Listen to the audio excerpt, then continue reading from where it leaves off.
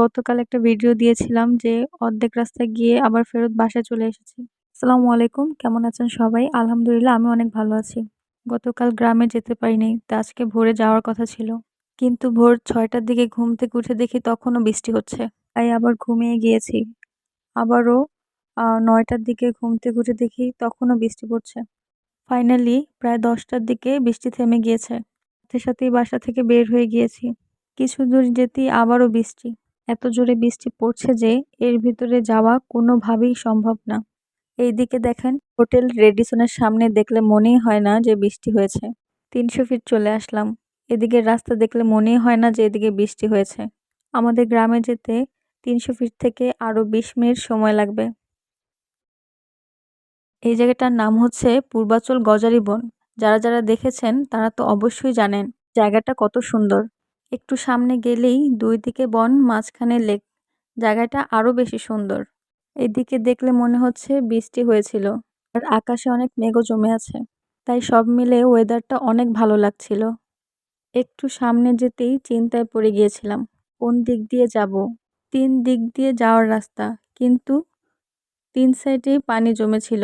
৩ side দিয়েই ঘুরে দেখলাম যে কোন সাইড দিয়ে যাওয়া যায়, কিন্তু কোনোভাবেই যাওয়া পসিবল হচ্ছিল না। কিছুক্ষণ চিন্তা করে এই পানি দিয়ে যাওয়ারই সিদ্ধান্ত নিলাম। তাও অনেক ভয় হচ্ছিল যে এই গর্তে না পড়ে যাই, কিন্তু কিছু করারও ছিল না। আলহামদুলিল্লাহ সুন্দর মতোই পার হতে পেরেছি।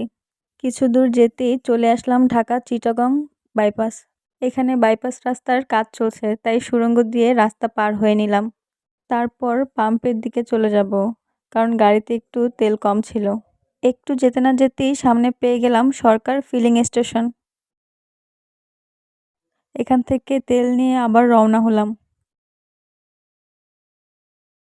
কিছু দূর যেতে না যেতেই চলে আসলাম জিন্দা পার্ক। জিন্দা পার্কটা নাকি অনেক সুন্দর। অনেকেই এখানে পিকনিক করতে আসে, অনেকে ঘুরতে আসে। আমি এই পার্কের সামনে দিয়ে প্রায় যাতায়াত করি, কিন্তু আফসোস আমি এখনো এই পার্কের ভিতরে যাইনি। জিন্দা পার্ক যেতে যে সামনে রাস্তা পড়ে, সেই রাস্তাগুলো দেখতে খুবই সুন্দর। ২ সাইডেই সারিবদ্ধভাবে গাছ লাগানো। এই গাছগুলো আমার খুবই ভালো লাগে। এই যে চলে আসলাম জিন্দা পার্কের সামনে।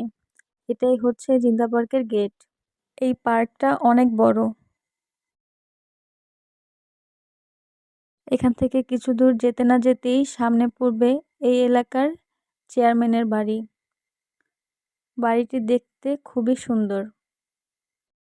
এর কিছু দূর যেতে না যেতেই সামনে পড়বে শাপলা রিসোর্ট। এখানেও অনেক লোক আসে সকালবেলা। বিকেলে তেমন একটা লোক আসে না, কারণ সকালবেলাই হচ্ছে ফুল ফুটে। এখানে অনেকেই ফটোশ্যুট আর নৌকা দিয়ে ঘুরতে আসে। কিন্তু মজার বিষয় হচ্ছে এটা, আমি এখন পর্যন্ত এখানেও ঘুরতে যাইনি। এই দিকটায় অনেক জায়গায় আছে ঘোরার মতো। আপনারা চাইলেও এদিকে চলে আসতে পারেন ঘুরতে। এর কিছু দূর যেতে না যেতেই সামনে আরও একটা বিল পড়ল। সেই বিলের নাম হচ্ছে পদ্ম বিল। এখানেও শাপলা বিলের মতো নৌকা দিয়ে ঘোরা যায়। এই জায়গাটাও নাকি অনেক সুন্দর, আপনারা এসে দেখতে পারেন। এই যে দেখেন, কথা বলতে বলতে আমাদের বাসার সামনেও চলে এসেছি। সকালবেলা ঘুম থেকে উঠেই বাসা থেকে বের হয়ে গিয়েছি, এই কারণে কিছু খেতেও পারিনি। তাই বাসায় এসে সবার আগে খাবার নিয়ে বসে পড়লাম। Thank you for watching. Allah হাফেজ।